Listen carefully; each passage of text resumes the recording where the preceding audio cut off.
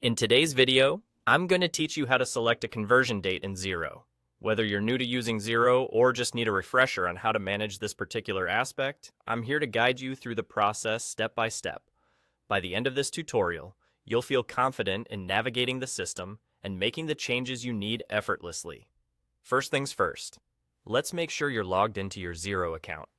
Once you're in, direct your attention to the top part of your screen, where you will find the navigation bar. This is a handy tool, as it helps you quickly access various settings and features within your account. From the options available, click on Accounting.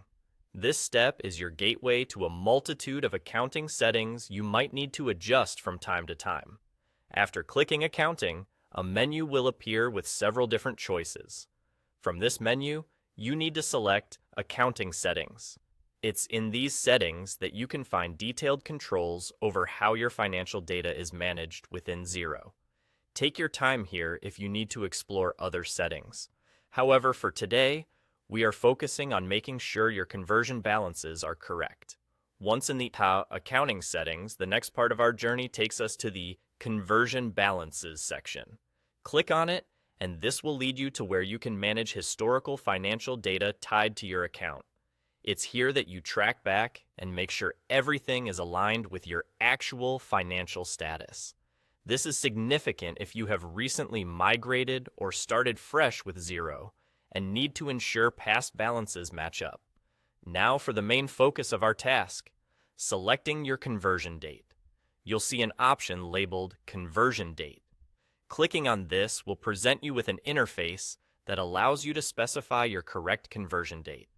This is crucial since the conversion date is the anchor point that defines when your historical data starts within Xero.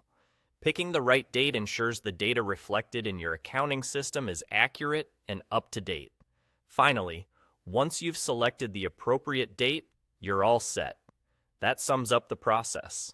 It might seem simple, but getting these foundational settings right is essential for accurate financial reporting and tracking within Xero. Ensuring that your conversion date is correctly configured sets a solid groundwork for all the transactions and accounting records that will follow. Thank you for joining me today as we navigated this essential setup. I hope you found the video informative and easy to follow. Feel free to revisit any part of the tutorial if you need a refresher, and don't hesitate to explore other areas of Xero settings for more control over your account. Until next time, happy accounting!